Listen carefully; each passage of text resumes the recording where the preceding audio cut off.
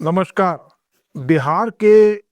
लंबे समय से मुख्यमंत्री रहे नीतीश कुमार, अचानक से उन्होंने अब मुख्यमंत्री पद बिहार का छोड़ दिया और राज्यसभा की तरफ रुख कर लिया। कहने को तो इसके अचानक ये परिवर्तन और उनके अंदर ये फैसला लेने की जो विचार आया, उन्होंने ये फैसला लिया, उसके तो कई कारण गिनाए जा रहे हैं, पर जो एक प्रमुख कारण जो नज़र आ रहा है, जिस पे अभी बहुत चर्चा नहीं हो रही है, पर लगता ये है कि भाजपा ने एक प्रकार से उनको उनके गढ़ से हटा करके, कमज़ोर करके, एक प्रकार से अपनी एक जो उनसे खतरा था, खतरा ऐसा सच तो बिहार में तो कोई उनके लिए खतरा नहीं था, राष्ट्रीय स्तर पर खतरा था प्रधानमंत्री पद को लेकर के। नीतीश कुमार को प्रधानमंत्री मटेरियल जो है बनाने की चर्चा मुख्यमंत्री नरेंद्र मोदी जो प्रधानमंत्री हैं, वो उन 2014 में जब वो प्रधानमंत्री बने, उसके कुछ समय बाद से ही जो है उनके एक समकक्ष जो प्रधानमंत्री मटेरियल जो देश में दूसरा कोई विकल्प जो सुझाई पड़ रहा था, जो चर्चा चल रही थी, वो नीतीश कुमार को लेकर चल रही थी। विपक्षी दल का जब एक एकता हुई, जब तीसरे मोर्चे की चर्चा हुई, 2014 और 19 के बीच की बात ये है, तब ये एक चर्चा चली थी कि नीतीश कुमार जो हैं वो प्रधानमंत्री बनने की स्थिति वो है उनके साथ, वो प्रधानमंत्री बनने में पूरी तरह सक्षम है, अनुभवी है। भाजपा को खास तौर से जो प्रधान सेवक महोदय हैं नरेंद्र मोदी जी, उनको ये अपनी कुर्सी के लिए एक खतरा नजर आए, वो उसी समय से देखा जाए तो उन्होंने उस भाजपा ने और खास तौर से जो प्रधानमंत्री और उनके जो प्रधान अनुयायी हैं अमित शाह, उन्होंने एक अपना एक रणनीति बनानी, अपना ताला बाना बुनना उसी समय से शुरू कर दिया था। उनको ये लगा कि अगर हमारी स्थिति किसी प्रकार से कहीं कमजोर हो जाती है तो एक विकल्प के तौर पर देश में दूसरा एक राजनेता है जो कि हमारी कुर्सी ले सकता है और हो सकता है कि हमसे अच्छी एक प्रशासनिक व्यवस्था कायम कर दे, तो हमारी जो एक भविष्य की संभावनाएं हैं उनकी, भाजपा की, आरएसएस की, वो सब धरी की धरी रह जाएंगी। तो ये जो चर्चा चली 2014 में प्रधानमंत्री नरेंद्र मोदी बनने के साथ साथ जो शुरू हुई और 2019 तक चली, उस समय ये चर्चा चली, फिर बीच में ठंडी पड़ गई। 2022 में ये चर्चा फिर शुरू हुई और तेजी से शुरू हुई। ये उस समय शुरू हुई जब महागठबंधन ने बिहार में सरकार गठित की, राजद और कांग्रेस के साथ मिलकर के जदयू नीतीश कुमार की पार्टी है। उस समय भी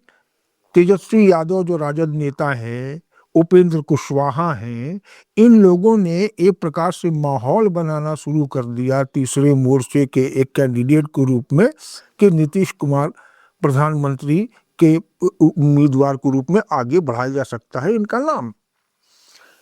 ये जो विपक्ष की कोशिश है और दिखाई भी पड़ रहा है, नीतीश कुमार बिहार में करीब 20 साल वो सीएम बने रहे और उन्होंने एक सुशासन दिया है जिसकी वजह से लगातार वो सीएम बने रहे हैं और जनता भी उनको जनता बीच में बड़े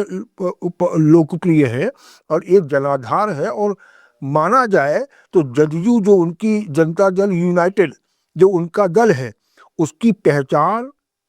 और उसका जो सब कुछ आधार, जो भी कुछ जनाधार है, वो केवल नीतीश कुमार के ही नेतृत्व की वजह से, नीतीश कुमार जैसे नेता की वजह से है।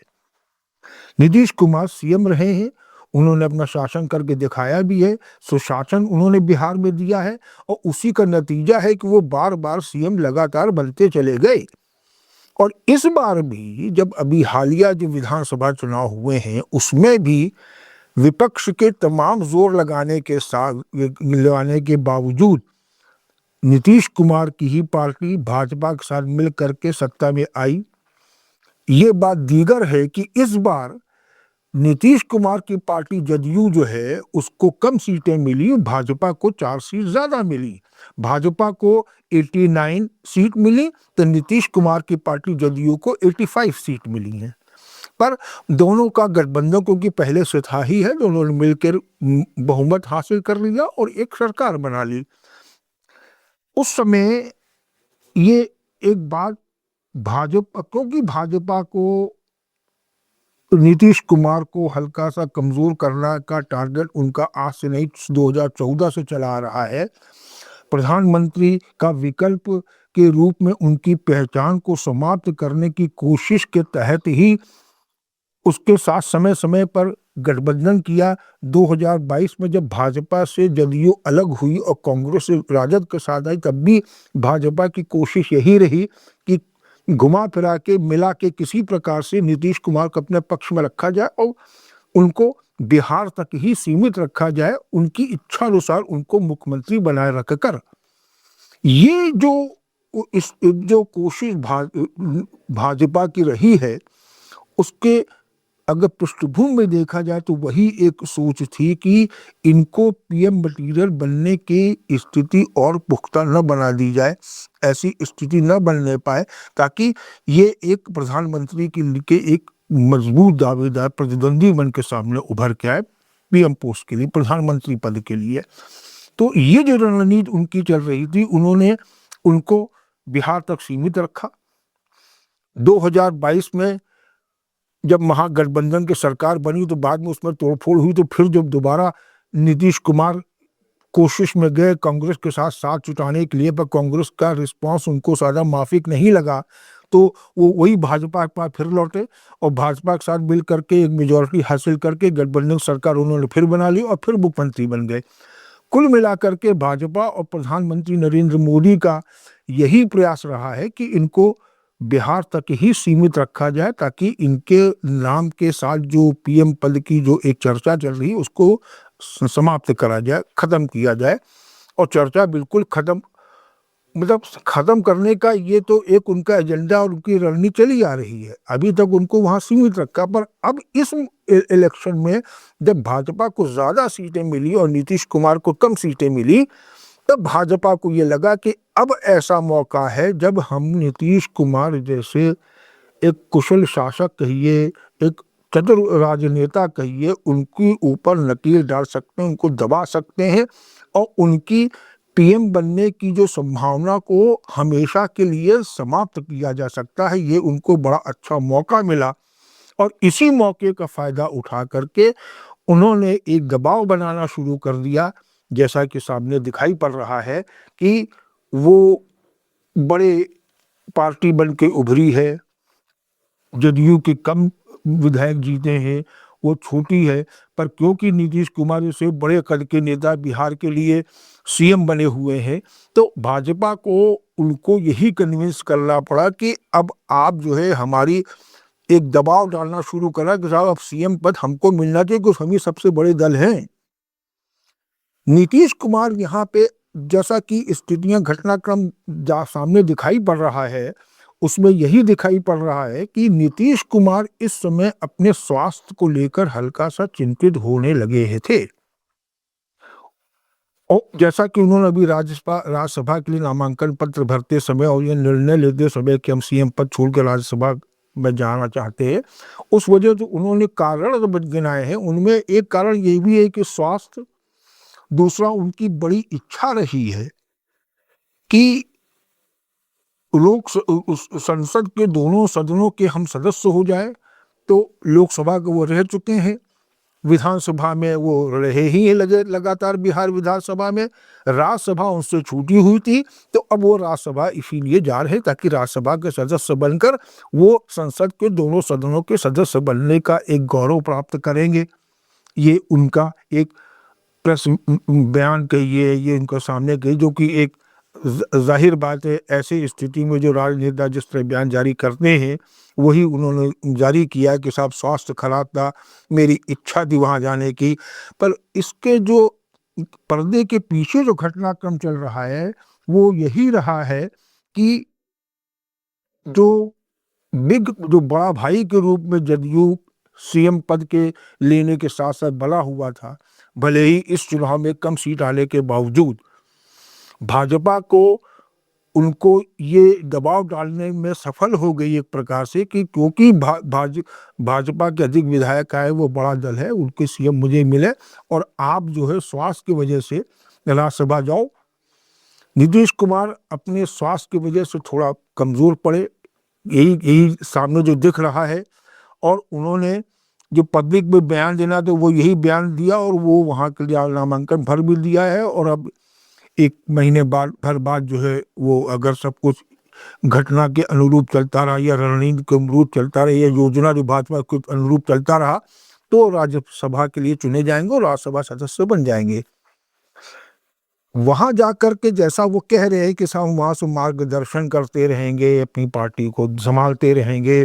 और जो अब जो नई जो सरकार बनेगी, नया मुख्यमंत्री बनेगा, उनके जाने के बाद जाहिर बात है वो भाजपा का ही बनेगा और बिहार में पहली बार भाजपा का मुख्यमंत्री होगा। जदयू को बैलेंस करने के लिए यही चर्चाएं चल रही हैं कि उनको उप मुख्यमंत्री पद मिलेगा, कोई एक प्रमुख एक आध विभाग मिल जाएंगे। ये भाजपा की रणनीति और भी राज्यों में ऐसी रही है कि उन्होंने महाराष्ट्र में भी यही स्थिति रही है कि जो एकनाथ शिंदे के को फेस करके उन्होंने एकनाथ शिंदे को पहले सीएम बनाया, तोड़फोड़ करी, महायुति जो इनकी शिवसेना और एनसीपी और कांग्रेस की को तोड़फोड़ करके वो सरकार गिराई, एकनाथ शिंदे को आगे बढ़ा के सीएम बनाया। पर अभी जो हाल के इलेक्शन जो हुए महाराष्ट्र में पिछले वर्ष, उसमें भाजपा जीती, एकनाथ शिंदे गुट भी जीता, पर उसके कम विधायक थे, भाजपा के ज्यादा विधायक थे, तो भाजपा ने सीएम पद पर कब्जा कर लिया और एकनाथ शिंदे को कोने लगा दिया, उप मुख्यमंत्री बना करके एक प्रकार से उनकी ताकत को कम कर दिया। एकनाथ शिंदे की स्थिति ये है कि वो कहीं नहीं जा सकते थे, क्योंकि जैसा उन्होंने किया तो वो वापस शिवसेना में लौट नहीं सकते रहे, कांग्रेस और बाकी और एनसीपी से उनका पढ़ नहीं सकती, उनको मजबूरन उन्हीं के साथ रहना पड़ रहा है। और जैसा दिखाई पड़ रहा है कि वो 1 नंबर 2 की स्थिति में अब हो गए महाराष्ट्र में, वही स्थिति बिहार में भी हो रही है।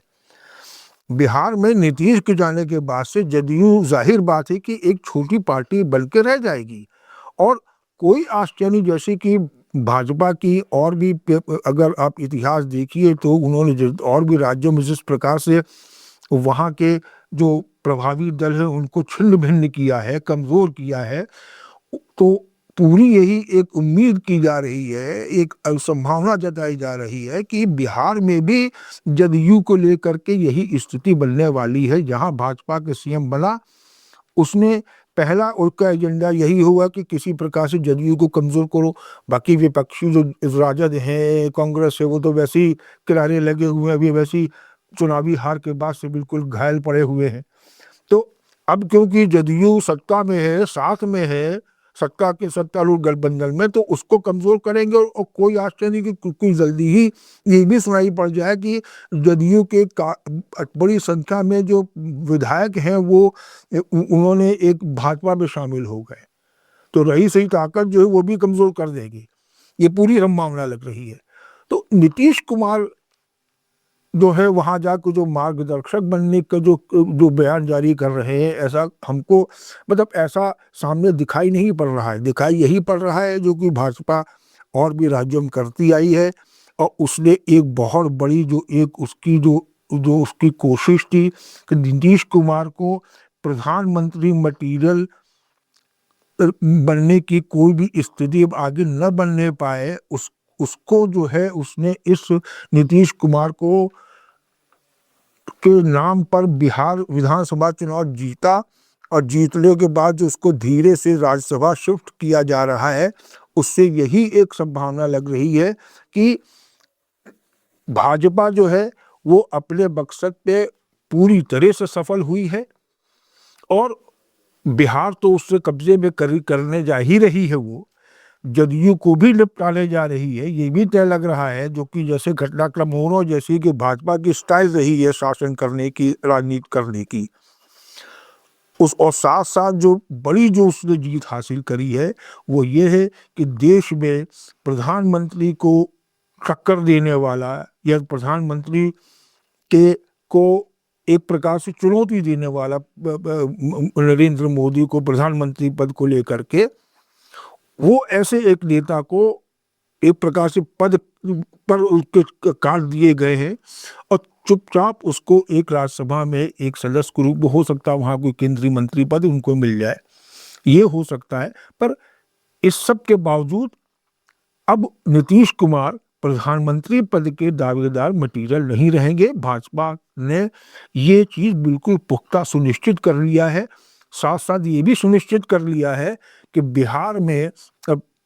भाजपा का ही मुख्यमंत्री होगा। जदयू की बड़ी संभावना है कि विघटन फूट पड़ जाए, या तो जदयू भाजपा में विलय कर जाएगी और नहीं तो उसके अच्छे खासे जो विधायक हैं वो भाजपा में ही शामिल होने की स्थिति बनेगी। ऐसा कि जैसा कि और भी राज्यों में दिखाई पड़ा है, यही स्थिति है। तो इस पूरे जो बिहार एपिसोड है उसका जो अगर कंक्लूजन किया जाए, उसका एक निचोड़ निकाला जाए, वो यही है कि नीतीश कुमार को एक पर्क छाटने में, एक बड़ी मछली छोटी मछली निगलने की एक अच्छी सफल जो है उसने अभियान चला करके उसने इसमें एक भरपूर बड़ी अच्छी सफलता प्राप्त की है। यही एक आज की चर्चा का निष्कर्ष है, यही चर्चा इस पर हो रही है। इसी के साथ नमस्कार।